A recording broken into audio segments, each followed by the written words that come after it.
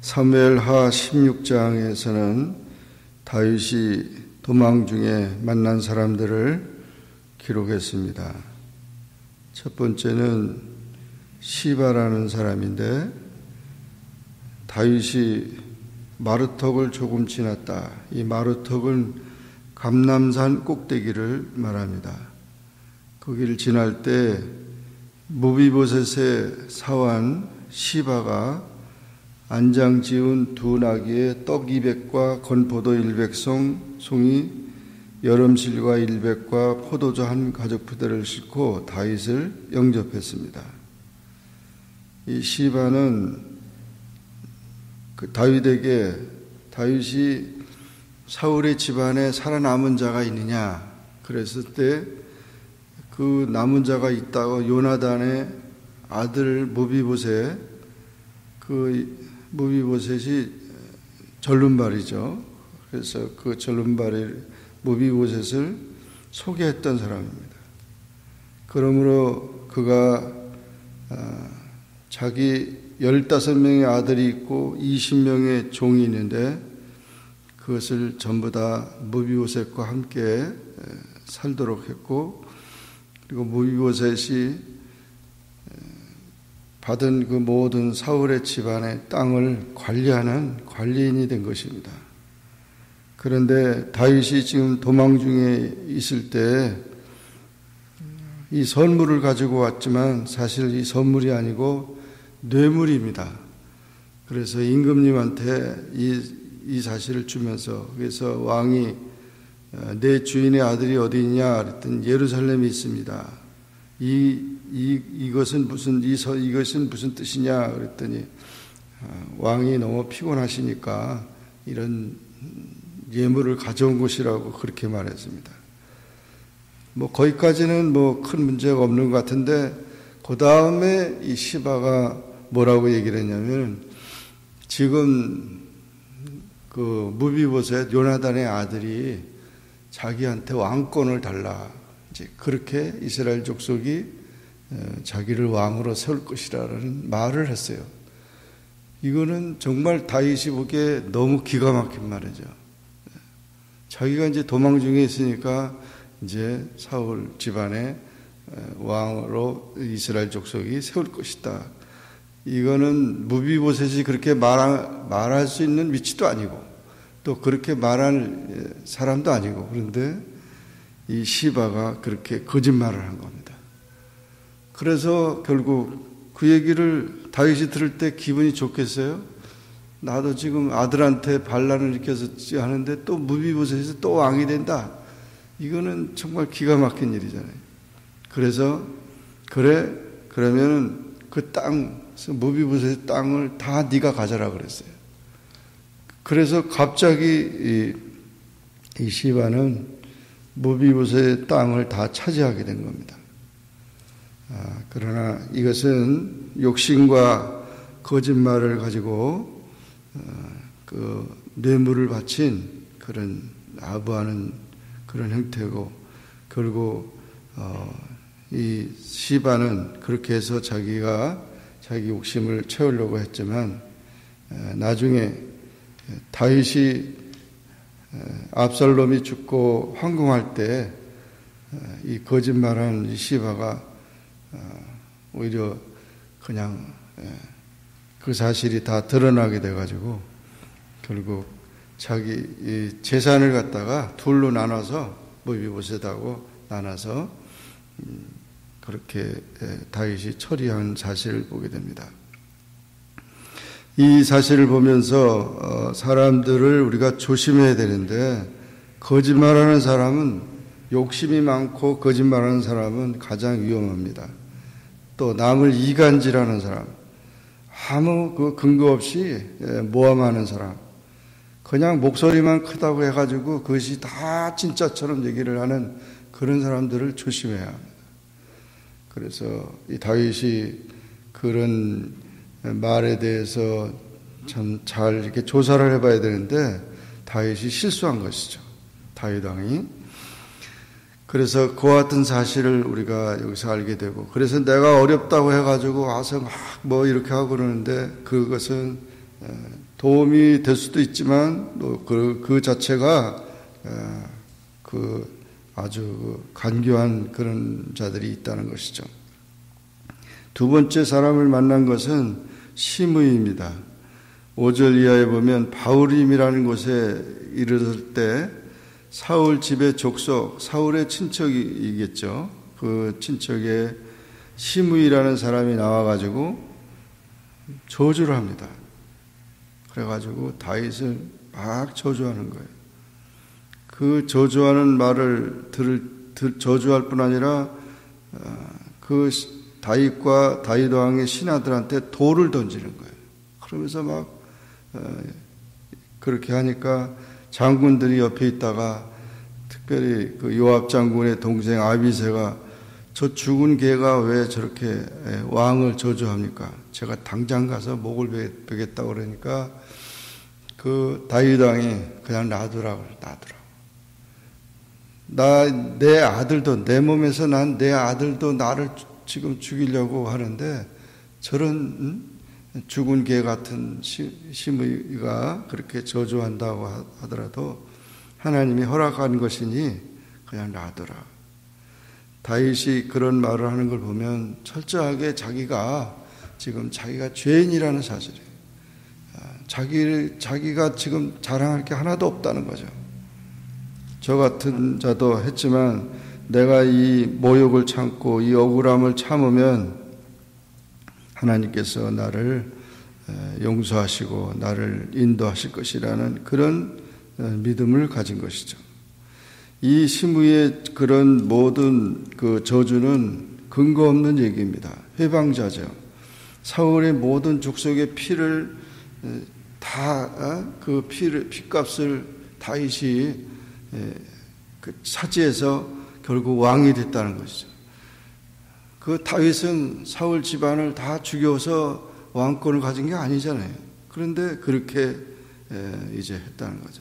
그래서 사울 왕의 그 왕도 죽이고 신하도 죽이고 다 죽여서 다윗이 죽여서 그렇게 했다. 그래서 그런 근거 없는 일로 회방하는 이런 모든 것들을 보면서 이 나중에 이 시므이는 자기가 그렇게 막 저주하고 돌을 던지고 그러다가 나중에 압살롬이 죽고 다시 황궁하는 이 다윗이 황궁할 때 용서를 빌면서 살려달라고 이제 뭐 꼼짝없이 죽게 됐으니까 그렇게 했지만 나중에 그때는 살려줬습니다. 그런데 자기 그 아들 솔로몬이 왕이 됐을 때 이 시므이를 죽이라고 그랬습니다. 이 시므이는 이런 사람은 살려두지 말라고. 그랬더니 그때 솔로몬이 예루살렘에 살도록 했어요. 그래서 시므이가 와서 여기서 살아라. 그렇게 그러나 절대 밖에 나가면 안 된다. 나가는 날이면 너는 죽는다. 그런데 몰래 나갔다가 그게 걸려가지고는 처형을 당했어요.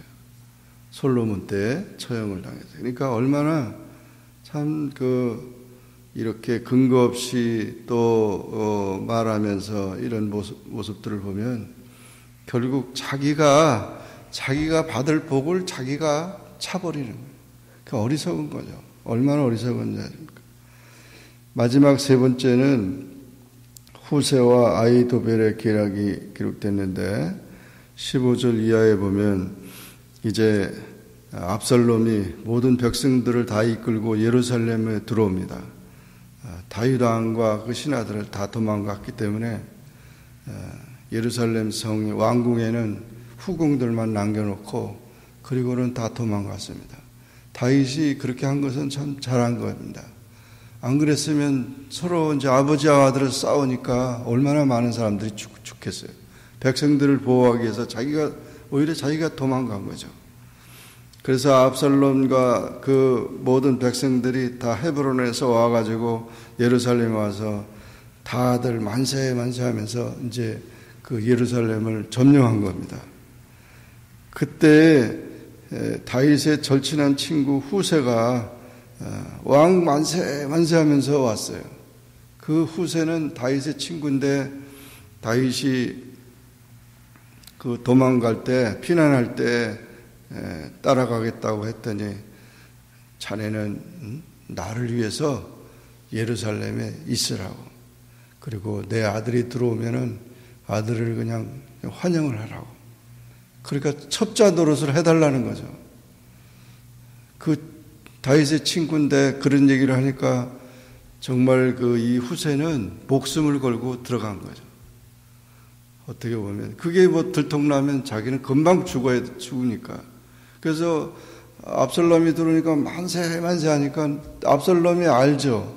아버지 친구인데, 아주 친한 친구인데 너는 왜 안 갔냐 그랬더니, 지금 압살롬이 이스라엘의 왕이 됐는데 제가 어디를 떠납니까? 저는 왕을 섬기려고 여기 남았습니다. 이렇게 말하니까 그래? 그러면서 자기 편이라고 생각을 한 거죠, 압살롬이. 그러면서 이 후세는 예루살렘에 머물러서 지금 압살롬이 그 아이도벨의 그 모략을 가지고 지금 이제 왕이 된 거거든요. 그래서 아이도벨을 철저하게 차단시키는 거예요, 왕 옆에서. 그래서 그렇게 이제 모략을 했는데 정말 좋은 사람이죠. 그리고 후세는 나중에 다윗이 황궁하는데 중요한 역할을 했어요. 그러니까 참 숨은 이 공로자죠. 그렇게 다윗과 계속 연락을 하면서 모든 그 압살롬의 그런 사실들을 알려줬어요. 그러니까 스파이 노릇을 했지만 자기 목숨을 가지고 걸고 했지만 결국 다윗이 황궁하는데 중요한 역할을 했던 것이 후세입니다. 그리고 그의 아들 바하나는 솔로몬 때에 신하로 등극하는 그런 일이 있고, 정말 이렇게 후세는 목숨을 걸고 다윗 왕의 친구로서 그 정세를 알고 이렇게 다윗을 도와준 그런 사람, 지혜로운 사람이었습니다. 그런데 아이도벨이라고 하는 사람은, 아이도벨도 결국 다윗의 모사였고 아주 머리가 잘 돌아가는 사람이죠. 아주. 그리고 이 아이도벨은 엘리암의 아버지고 밧세바, 그 다윗의 아내 밧세바의 할아버지입니다. 그런데 이 아이도벨은 압살롬에 붙어가지고 압살롬을 이제 왕으로 세우면서 결국 이 다윗을 죽이려고 했던 것입니다. 그래서 모략이 첫 번째는 예루살렘에 와가지고 첫 번째 한 것은 왕의 후궁들을 갖다가 전부 압살롬이 아내로 만들으라는 거죠. 이것은 그 당시 고대 그 풍습인데, 그런 왕의 그 아내들을 다 자기 아내로 만들어 버려가지고 그 정통성을 그렇게 만들게 하는 거죠.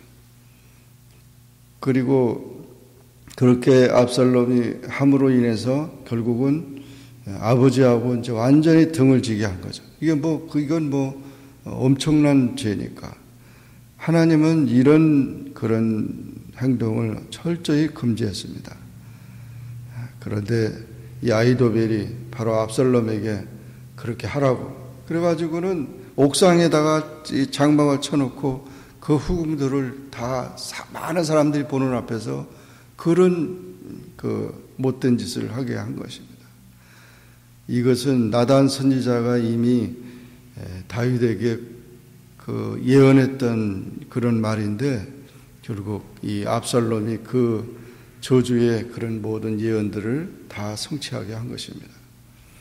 그래서 다윗이 가는 죄를 몰래 졌지만 이제 다윗의 그런 후궁들이 그렇게 대낮에 이렇게 그런 못된 짓을 하게 되는 일이 나타날 것이라고 했는데 그대로 성취된 것입니다.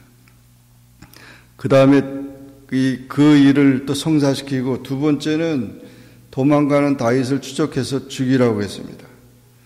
그래서 그렇게 죽이라고, 압살롬한테 아버지를 죽이라고 하니까 아버지가 도망갔는데 죽이기도 쉽지 않잖아요. 그런데 그 일을 성사시키지 못했어요. 왜냐하면 그 후세가 그 일을 갖다가 자꾸 막았거든요.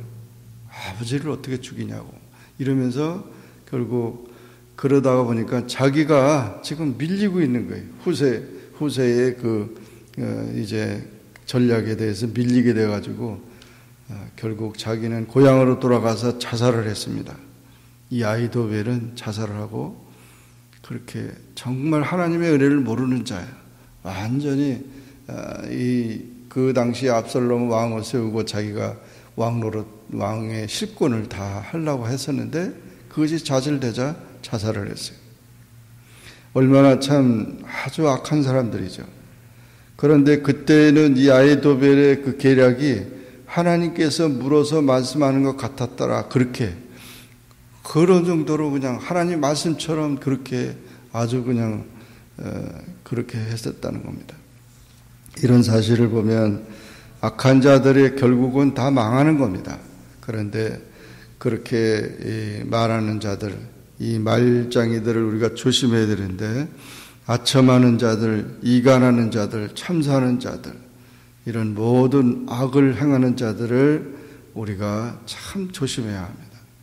하나님의 축복된 인생은 항상 긍정적이고 좋은 말을 하고 인내하며 온유하고 예수님의 십자가를 생각하고 하나님의 영광을 바라보는 그런 삶을 사는 것이 하나님의 축복된 인생이지, 이렇게 사람들을 이용하고 온갖 악을 행하면서 잘 되길 바라는 자들은 결국 그 악대로 결론적으로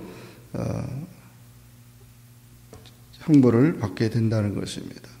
디모데후서 3장에 보면 말세가 가까울수록 악한 자들은 더욱 악하여지고 속이는 자들은 더욱 속이기를 힘쓰고 속기도 하고 모든 악을 행한다고 했습니다.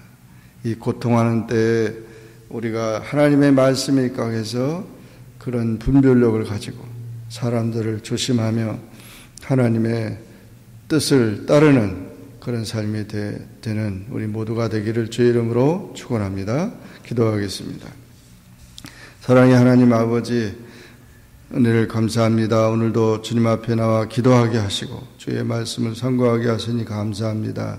사무엘하 16장에서 다윗이 왕국에서 도망가면서 만났던 사람들, 시바나 시므이나 또 후세나 아히도벨이나 모든 사람들을 만났습니다.